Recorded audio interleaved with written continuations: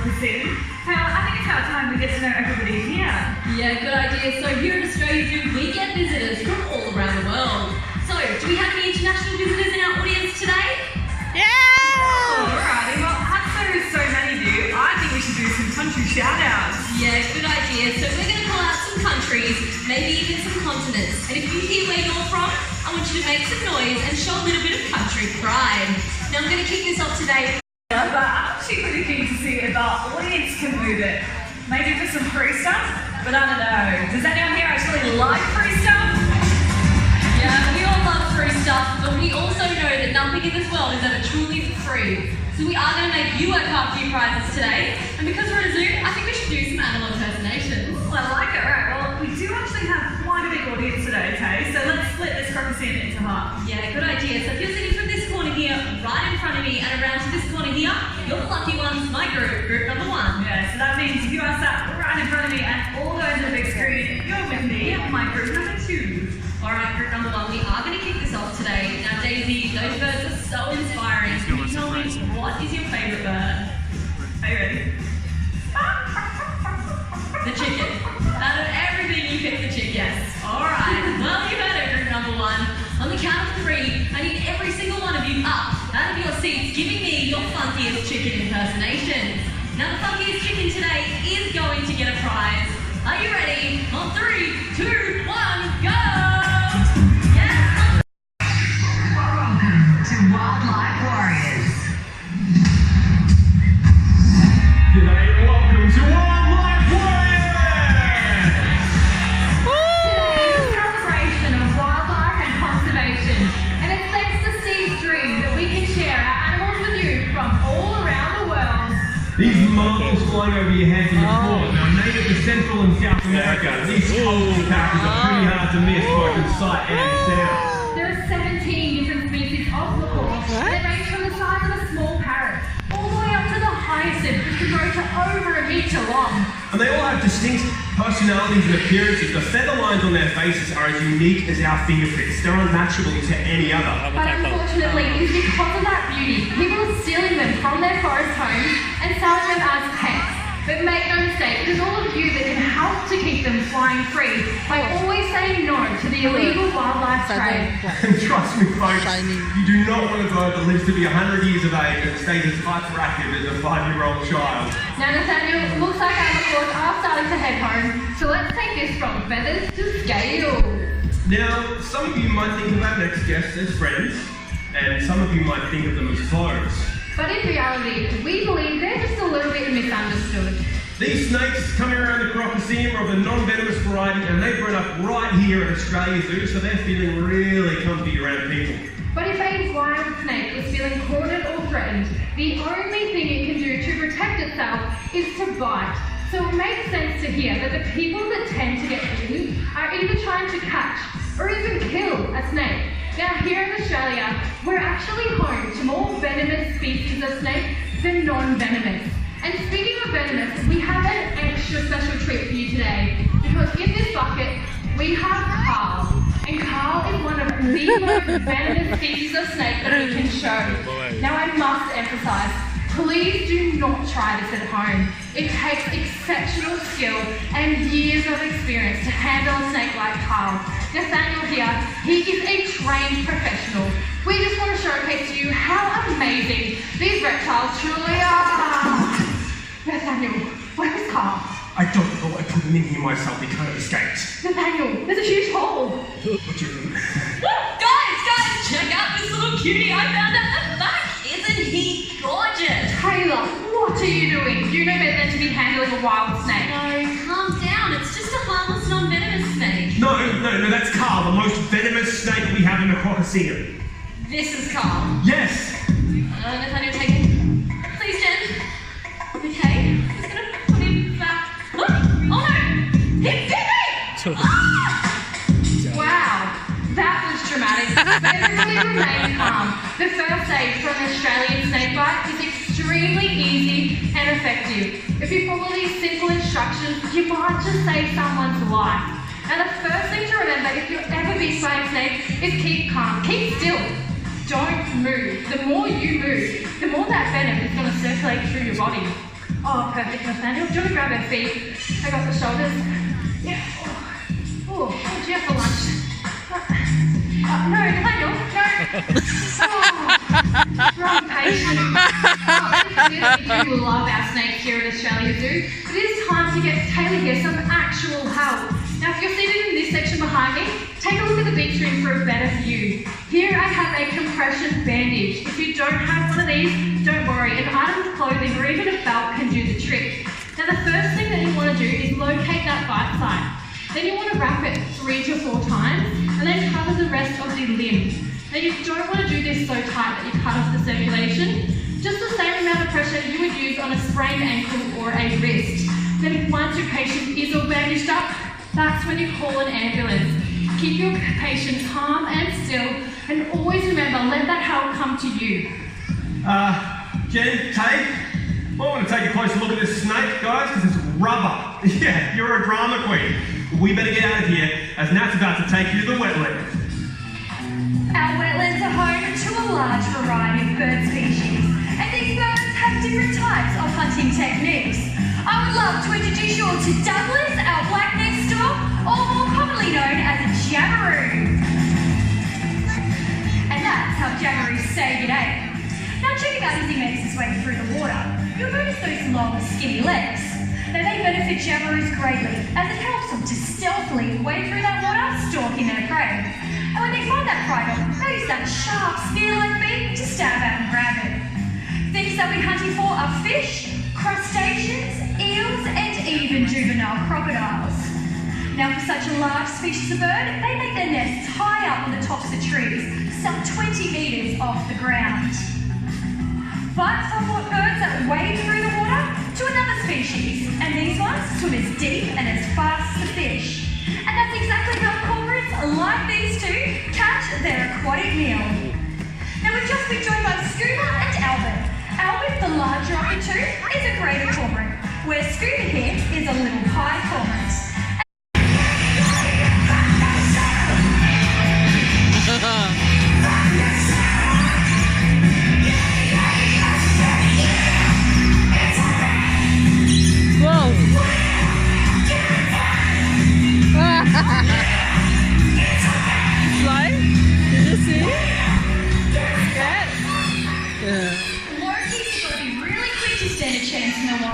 As they're one of the favourite food items of the fastest animal on the planet, the peregrine falcon.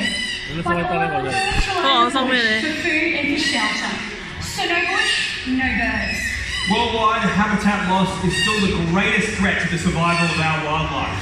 So let's make a difference today. Whoever you are, wherever you live, grow a native plant in your backyard and sooner or later you'll have some amazing wildlife living at your place. Oh, yeah. Put your hands together for Nat and our amazing Australian Zoo free-flight birds.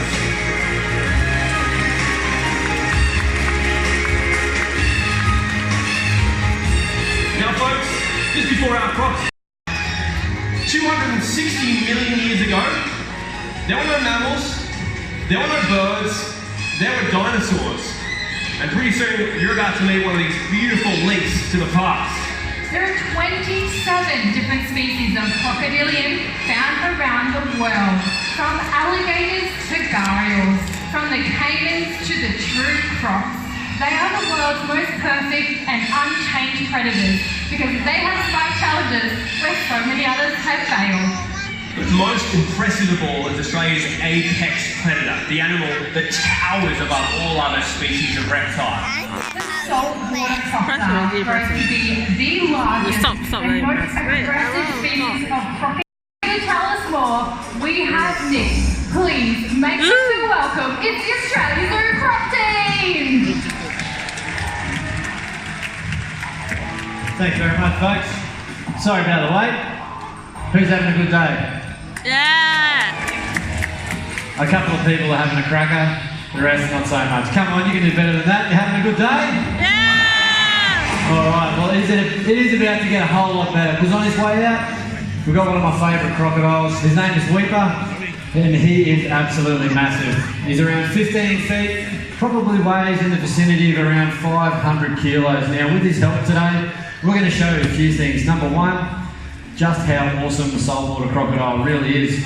And number two, just how easy it is to live alongside the saltwater crocodile. Because if you listen to the media, and unfortunately our politicians, they'll have you believe that this is an evil, ugly monster that's out to get you. It couldn't be further from the truth.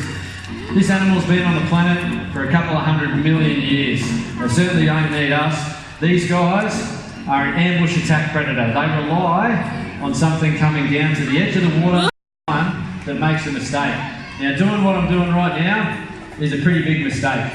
In Northern Australia, it's deep, dark, murky water. You can see Weeper's only 10 metres away from me. He's not showing himself. He relies on stealth. He wants you to get as close to the water as he can possibly strike out. So he can strike about half of his body length. Now, the biggest mistake that people make in crocodile territory is this. They go down into the crocodile's home, into their water. Most fishermen think standing here flicking a lure, a barramundi is a good spot. Still, he's not on the surface, but he can pick up on vibration. So me tapping my feet on the bottom of the pond does get him pretty excited. But he's still not showing himself. He's going to pull himself in as close as he can get. He's going to bring those back legs forward, get a big kick in the tail. And now that he's a little bit more excited, he's all yours, Mick. Oh, gee, thanks, Nick. You're a good friend, mate. Come on. Here we go. Come on, big fella. Alright, we'll get him right out now. So that right there was quite slow for Weeper. Oh, mate, look at the food. Look at the big chicken behind the little chicken, I think.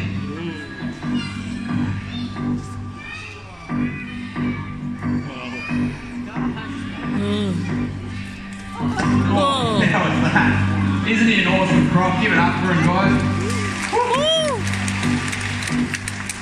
Now, like I was saying, that was quite slow then for Weeper, but when he really means business, he can strike from the tip of his nose to the base of his tail in the blink of an eye. So hard and fast that no animal in the Australian bush can avoid that attack. But crocs will strike for a couple of reasons. One's for food and the other's for territory. And Nick, mate, since your shoes are already wet, I think we better see what happens when you get back in his water. Not real keen on that, to be honest. Come on, guys, who wants to see Nick get back in the water? Yeah! The tribe has spoken, mate. Alright, we'll see how we go. Now, this is only knee-deep water over here.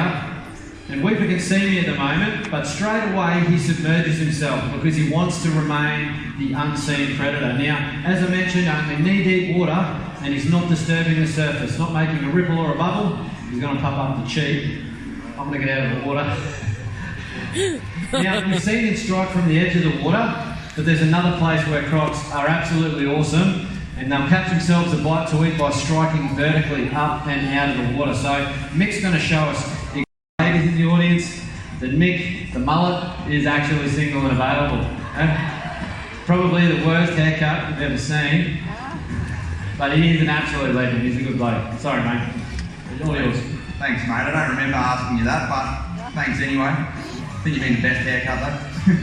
Alright, well, we'll get back to crocs now. Weeper's made his way over to the tail walk ramp. We'll hopefully show you another area that crocodiles will hunt. So this isn't actually a trick that we've had to teach our crocs. It is something that they will do out in the wild from the time they're just little hatchlings at about 15 to 20 centimetres long. They're starting to hang out in the reeds and look at small food items like insects, frogs, spiders. When they start to get a little bit bigger, they're looking at those larger food items. There we go. Like possums or flying foxes, even silly zookeepers.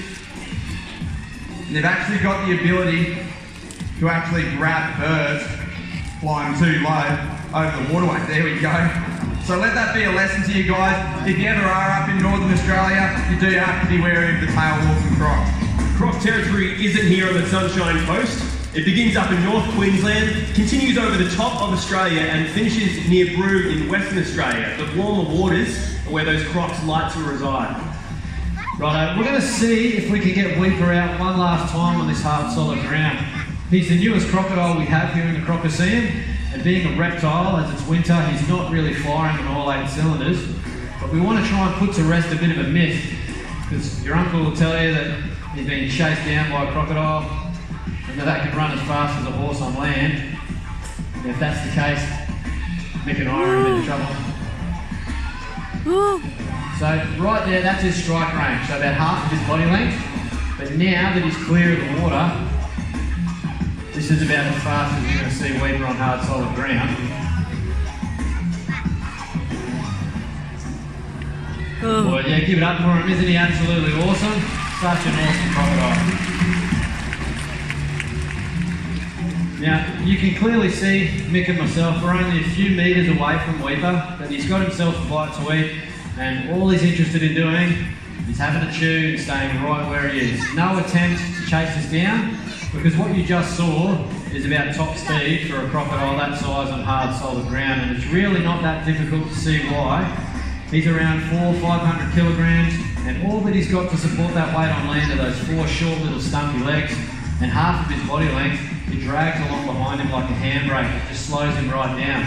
And I could probably sit down in front of Weeper. I certainly don't want to take my eye off him, but maybe in a lie down, but not for very long. We'll see what happens if I get further away from him. You'd think he would care less.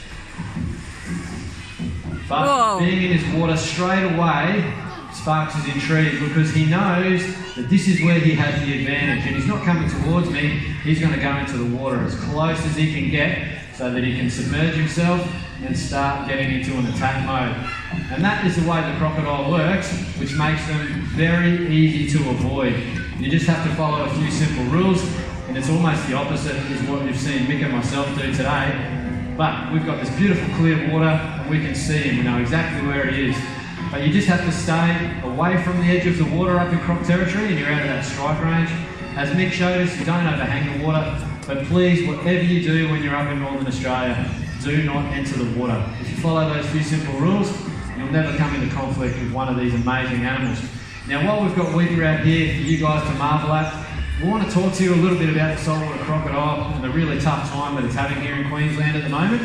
And that is because the Queensland government has recently passed legislation which is allowing the harvesting of up to 5,000 crocodile eggs from the wild. Now, those eggs will be taken from nests and they'll be put into crocodile farms where they'll get hatched out and reared up to a size where they can be turned into a boot, bag, or a belt for the fashion industry, or burgers, which is an absolute tragedy. This is a vulnerable species here in Queensland. They're threatened and they're protected under the Queensland Conservation Act, and these guys should be around for millions of years to come as an apex predator. So it's up to us to learn to live alongside them and protect them. So we're going to have a look up at the screen. Bindy's going to tell you a little bit more about it and how you can get involved.